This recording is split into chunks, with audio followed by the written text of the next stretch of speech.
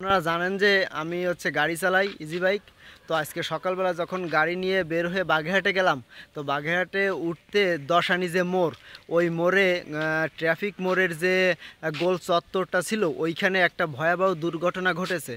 দুর্ঘটনা হচ্ছে ট্রাকে লোড লোড করা ছিল, গাছ ভরা ছিল। তো সেই বড় ট্রাক ভরা ওই গোল চত্বরে ওইখানে এসে মাইরে দিছে। তো সেই ভয়াবহ দুর্ঘটনা আপনাদেরকে একটু দেখাই। তো আশা করি এই ভিডিওটি সবাই একটু শেয়ার করে দেবেন, যাতে করে সবাই সাবধান হয়ে যায়। একটু শেয়ার করে দেবেন, ধন্যবাদ।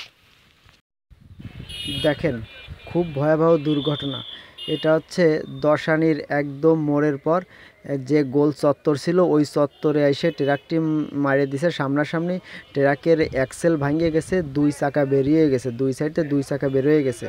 দেখেন, আর পিছনে যে ট্রাক দেখতে পাচ্ছেন, ওইটা হচ্ছে আনলোড করতেছে। গাছ ভরা ছিল, গাছ আনলোড করতেছে। এদিকে হচ্ছে খুলনা।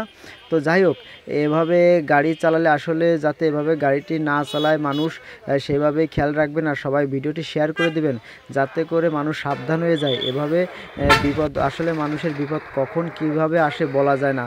তো সাবধান থাকতে হবে। সবাইকে অনেক অনেক ধন্যবাদ। ভিডিওটি একটু শেয়ার করে দিবেন।